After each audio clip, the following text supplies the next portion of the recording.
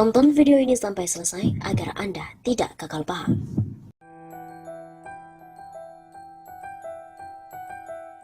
Heboh kekayaan Menak Yakut Holil Qomas meroket hingga 1000%. Lonjakan kekayaan dialami oleh para pejabat negara di saat pandemi COVID-19, termasuk para pejabat yang kini duduk di kursi Kabinet Indonesia Maju. Lonjakan itu terekam dari laporan harta kekayaan penyelenggara negara atau LHKPN KPK di tahun 2020 dibandingkan dengan tahun 2019. Salah satu yang mengalami lonjakan fantastis adalah Menteri Agama Yakut Holil Qomas. Secara nilai, lonjakan harta Menak Yakut memang hanya 10,2 miliar rupiah.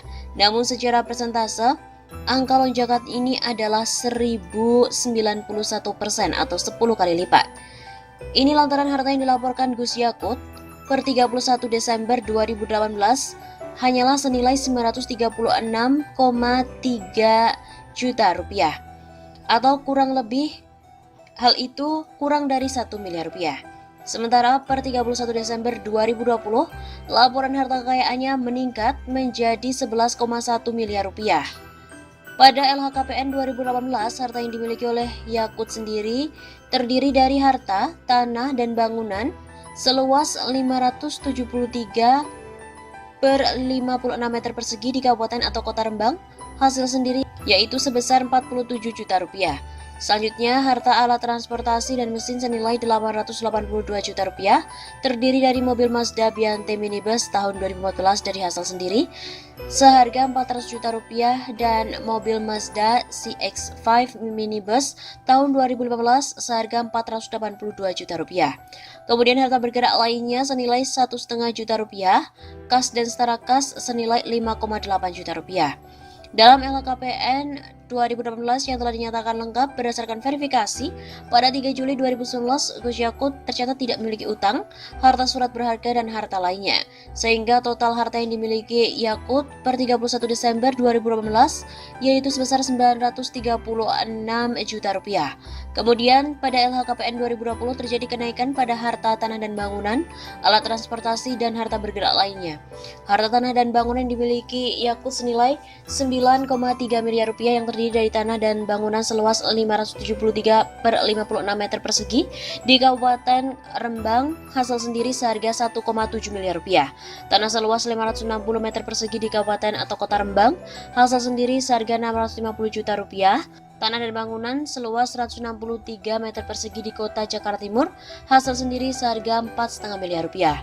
Selanjutnya, tanah seluas 1.159 meter persegi di Rembang, hasil sendiri 150 juta rupiah. Tanah seluas 263 meter yaitu seharga 731 juta rupiah. Serta tanah dan bangunan seluas 510 meter persegi seharga 1,5 miliar rupiah. Serta harta bergerak lainnya senilai 220 juta rupiah, kas dan setara kas senilai 646 juta rupiah. Dan Yakut pun masih sama di LHKPN tercatat tidak memiliki harta surat berharga serta harta lainnya. Akan tetapi memiliki hutang sebesar 300 juta rupiah. Sehingga total LHKPN 2020 milik Yakut sebesar 11,1 miliar rupiah. Sementara itu 5 anggota kabinet yang mengalami lonjakan tertinggi yaitu Menteri Kelautan dan Perikanan Sakti Wahyu Trenggono mengalami kenaikan harta mencapai 481 miliar rupiah atau lebih. Kemudian dibandingkan dengan Menteri Marves Luhut Binsar Panjaitan mencapai 67 miliar rupiah lebih. Kemudian yang ketiga adalah Menteri Pertahanan Prabowo Subianto mengalami kenaikan harta selama pandemi sebesar 23 miliar rupiah lebih. Lalu yang keempat adalah Wakil Menteri BUMN Kartika Wiratmojo mengalami kenaikan harta 20 miliar lebih.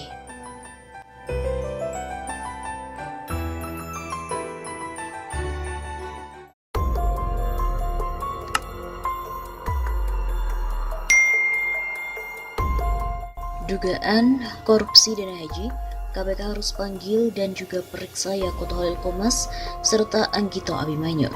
Menteri Agama Yakut Holil Qomas yang biasanya gagah saat berbicara isu radikal, begitu menyedihkan saat mengurus ibadah haji. Sebelumnya, mantan Menteri Agama Fahrul Razi juga membatalkan pelaksanaan ibadah haji tahun 2019. Alasan keduanya pun sama, karena adanya pandemi COVID-19. demi keselamatan jamaah. Alasan ini seperti hadis sahih yang tidak bisa dibantah, lebih tepatnya jurus ampuh menutupi ketidakmampuan. Lebih menggemaskan lagi, selain alasan pandemi, Kementerian Agama melalui BPKH atau Badan Pengelola Keuangan Haji selalu sesumbar soal harga sebenarnya dana haji adalah 69 juta rupiah, sedangkan yang dibayar calon haji hanya sekitar 35,2 juta rupiah. Kekurangan biaya ini disubsidi 33 jutaan per jamaahnya. Padahal publik juga sudah tahu subsidi ini pakai dana abadi umat yang uangnya bersumber dari calon haji juga. Center for Budget Analysis, lembaga CBA, menilai persoalan gagalnya haji tahun 2020 dan juga 2021 sebagai sebuah puncak dari bobroknya pengelolaan dana haji oleh BPKH.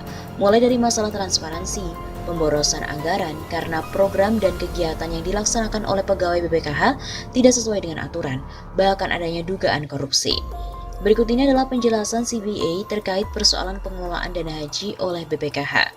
Pertama, belanja operasional BPKH tahun 2020 yang terdiri dari belanja pegawai dan operasional kantor mengalami lonjakan drastis. Kenaikannya mencapai sebesar 123 miliar rupiah.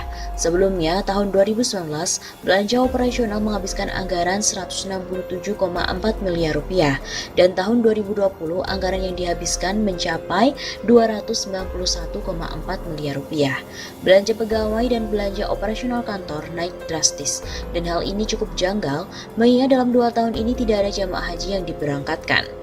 Kemudian yang kedua, dalam pengelolaan belanja pegawai banyak ditemukan dugaan penyimpangan.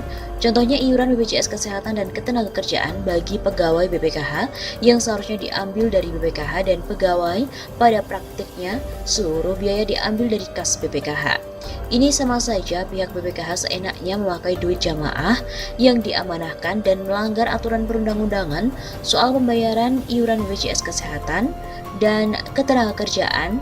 Potensi penyelewengan dalam kasus ini sebesar 1,05 miliar rupiah. Terkait dalam pengelolaan belanja operasional kantor juga ditemukan banyak penyimpangan. Contohnya pada Oktober tahun 2019, pihak BPKH menjalankan pelatihan manajemen perhajian di Mekah dan Madinah. Faktanya kegiatan ini tidak lain pelesiran atau jalan-jalan karena tidak ada topik dan materi pelatihan, jadwal pelatihan, dokumentasi pelaksanaan kegiatan per sesi pelatihan, apalagi narasumber pelatihan.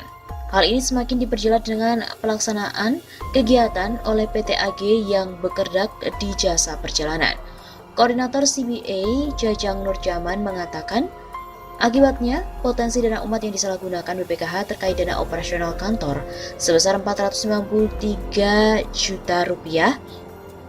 Modus temuan, pemborosan pembayaran uang harian mencapai 351 juta rupiah, biaya penginapan mencapai 141 juta rupiah.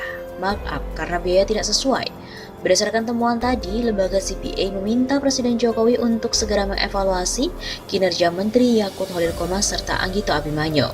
Terakhir, KPK juga harus menindaklanjuti dugaan penyelewengan anggaran dana haji, biaya BPJS Kesehatan dan Ketenagakerjaan pegawai BPKH, serta program pelatihan manajemen perhajian di Mekah dan Madinah.